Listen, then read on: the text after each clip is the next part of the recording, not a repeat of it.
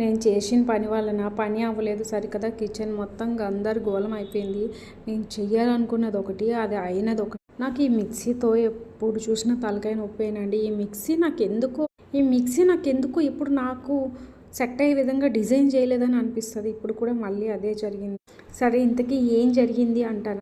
చూడండి, మా ఆయన ఎప్పటి నుంచి చెప్తున్నా, ఏంటి నువ్వు పెళ్ళైనప్పటి నుంచి బెంగ పెట్టేసుకొని రోజు రోజుకి నక్కపోతలా తయారవుతున్నావు, ఏం తెచ్చినా తినవు, డ్రై ఫ్రూట్స్ నీకు ఎలాగో మార్నింగ్ తినే అలవాట్లేదు, అట్లీస్ట్ వాటిని పౌడర్ అయినా చేసుకో అని చెప్పి.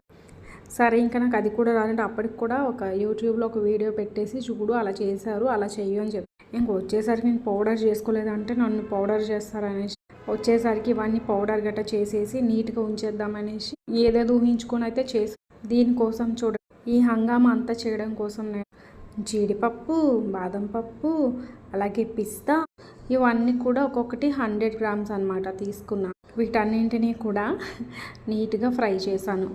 అన్నీ కూడా నీట్గానే చేశాను. ఫస్ట్ అయితే జీడిపప్పుని నీట్గా వేయించుకున్నాను. మళ్ళీ కొంచెం పచ్చి పచ్చిగా ఉంటే సరిగ్గా మిక్స్ అవ్వదేమో అనేసి అన్నీ కూడా రోస్ట్ అయ్యేలా ఒకదాని తర్వాత ఒక మంచిగా నీట్గా ఫ్రై చేసుకున్నా. అయినా సరే ఉపయోగం లేదు. నాకు శని నెత్తి మీద ఉందండి. ఇప్పుడు ఇవన్నీ కూడా వేస్ట్ అయ్యాయి.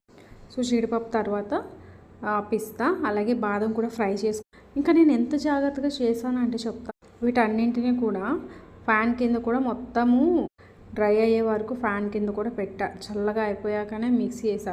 ఆ మిక్సీని చూస్తేనే నాకు భయం వేసిందండి. నిజం ఇదిగో అత్తవారింట్లోకి వచ్చాక ఈ మిక్సీని చూశాను. ఆ సౌండ్కే నాకు భయం వేసింది అనమాట. సౌండ్కి ఎగిరిపోతానేమో అనుకున్నాను. ఏంటిది బజాజ్ మిక్సీ అంటది. అమ్మో, ఎంత సౌండ్ వస్తుందంటే అపార్ట్మెంట్ మొత్తం కదిలిపోతుంది అనమాట. అంత సౌండ్ వస్తుంది. ఏంటో నాకు అర్థం.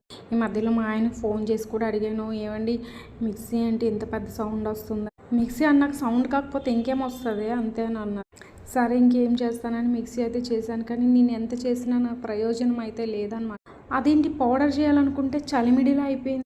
అసలు నేను ఇంత జాగ్రత్తగా చేసినా సరే అది పౌడర్ ఎందుకు అవ్వలేదు? అందరికీ పౌడర్ అవుతుంది కదా, కానీ నాకు పౌడర్ ఎందుకు అవ్వలేదు? నాకు చలిమిడిలా ఎందుకు అయింది? అసలు మిక్సీలో ప్రాబ్లమ్ అసలు ఎందుకు అలా అయింది?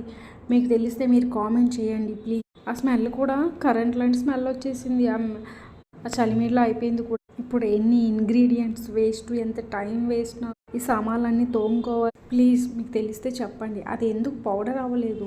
ఇదండి ఇలా ఉంటుంది. నేను ఏదో ఒక మంచి పని చేద్దాం అనేసి వస్తే అది అవ్వదు. ఒకసారి సక్సెస్ అయితే కదా నేను మళ్ళీ వంటగదిలోకి వెళ్ళేది. ఇలా అయితే ఇంకా నాకు ఎలా వంట చేయాలని మోటివేషన్ వస్తుంది, మీరే చెప్పండి. ఇంతకీ అది ఎందుకు పౌడర్ అవ్వలేదో తెలిస్తే కామెంట్ చేయండి.